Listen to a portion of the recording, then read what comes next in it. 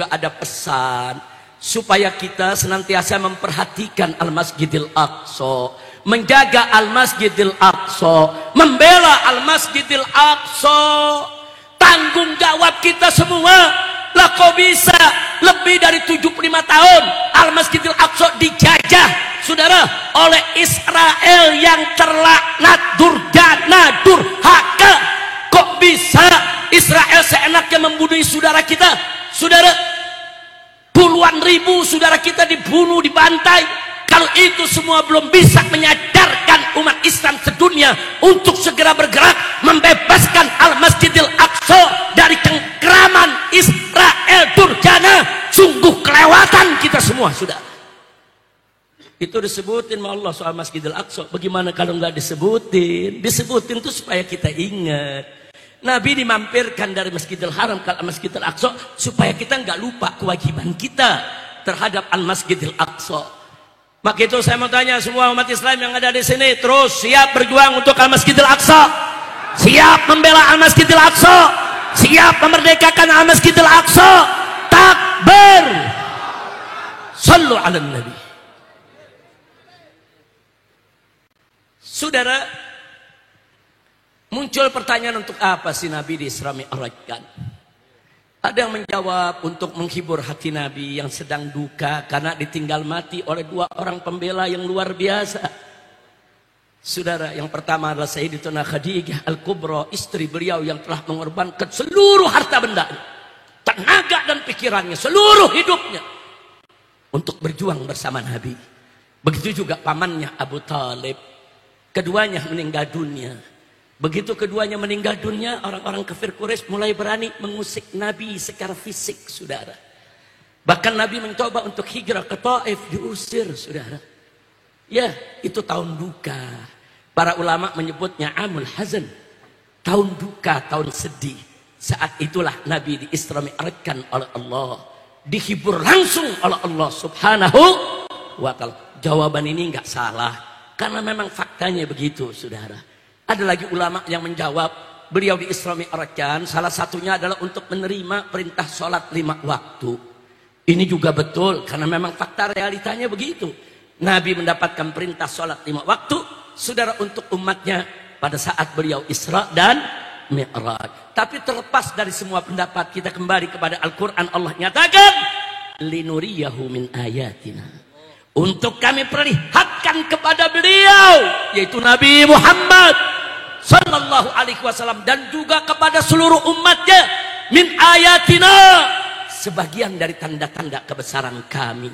Subhanallah. Ya, di dalam peristiwa Isra Mi'raj kalau dikupas satu persatu, saudara, itu merupakan lautan hikmah, itu merupakan samudra hikmah, saudara. Tidak akan pernah ada habisnya kalau kita ingin membahas tentang bagaimana dahsyatnya kebesaran Allah, agungnya kekuasaan Allah, saudara, melalui peristiwa Isra Mi'raj yang ditakdirkan Allah, diberikan oleh Allah kepada Nabi kita Muhammad Sallallahu Alaihi Wasallam. Nah, makanya tentunya nggak mungkin kalau malam ini kita harus membahas bagaimana tentang keagungan-keagungan tersebut yang begitu banyak, nggak bakal habis, saudara. 1 jam, 2 jam, setahun, 2 tahun mengarang kitab, puluhan jilid kitab, saudara. Terlalu luas. Allah punya samudra ilmu pengetahuan dan rahmat hikmahnya. Alhamdulillah. Tapi sungguh pun begitu.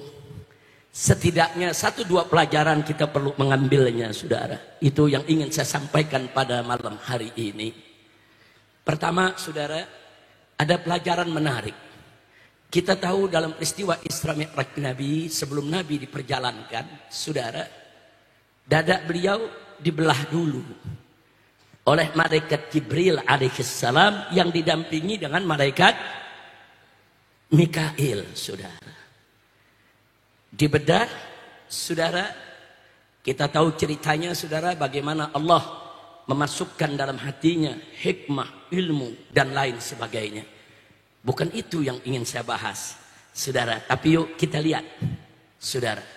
Saat itu malaikat Jibril alaihissalam membedah Nabi, membelah, saudara. Kemudian menyambungnya kembali.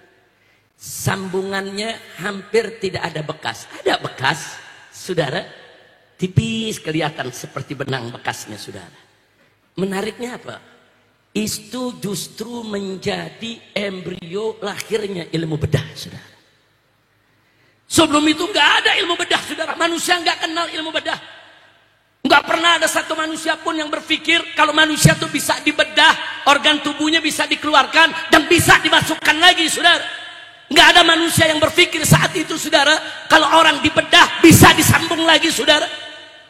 Tapi malaikat Jibril dengan izin Allah, saudara, menunjukkan kepada umat manusia lewat Nabi kita Muhammad Sallallahu Alaihi Wasallam, ternyata manusia bisa dibedah, bisa dibelah, bisa disambung lagi, saudara. Yang dikeluarkan bisa dimasukkan lagi. Dari situlah ulama-ulama kaum muslimin, para atibba, para dokter-dokter pertama kaum muslimin mulai mempelajari ilmu bedah, saudara.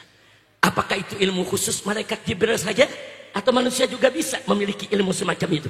Mereka pelajari, mulailah mereka bisa membedah orang, saudara. Ya, dari mulai jahitan yang kasar. Awalnya jahitan kasar, saudara. Kalau orang dibedah, jahitannya kayak jahitan karung, saudara.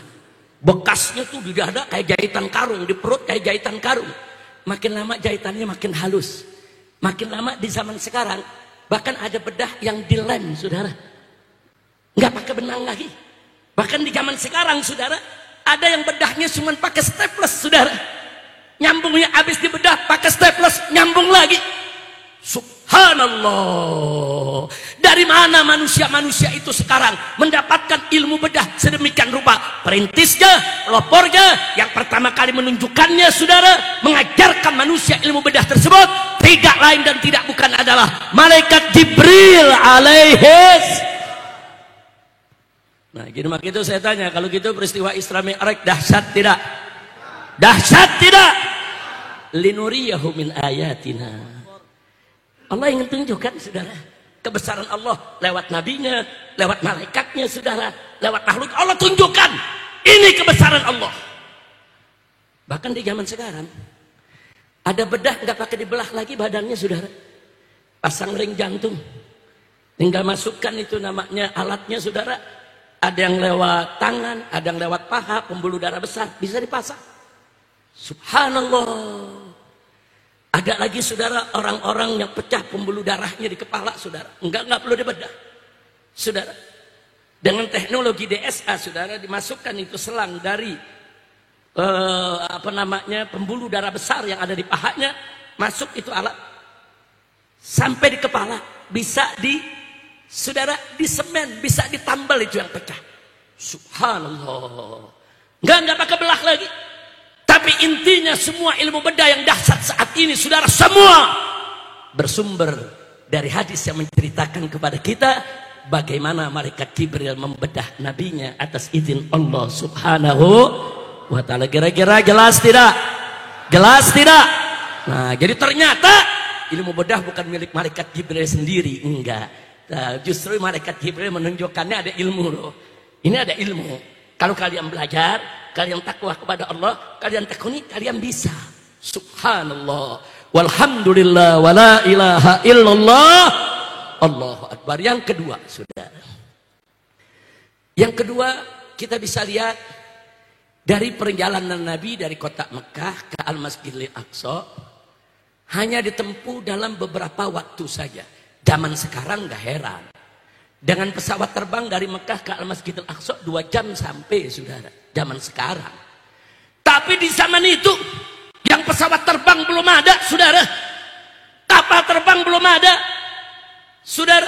Makanya banyak orang-orang kafir mendustakan Nabi. Bahkan ada orang-orang yang sudah masuk Islam, imannya masih lemah, baru masuk Islam, dengar cerita Isra Mi'raj, murtad, saudara.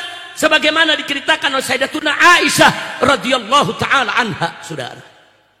Karena memang peristiwa Isra Mi'raj ini sulit dirasionalisasikan oleh akal manusia yang lemah, saudara. Tapi sulit dirasionalisasikan bukan berarti irasional. Sulit, saudara, untuk dicerna oleh akal bukan berarti tidak masuk di akal, bukan. Tapi memang akal manusianya yang lemah, saudara. Dan nggak sampai di situ, saudara. Untuk bisa menerima kebenaran peristiwa Isra Mi'raj, nggak cukup hanya dengan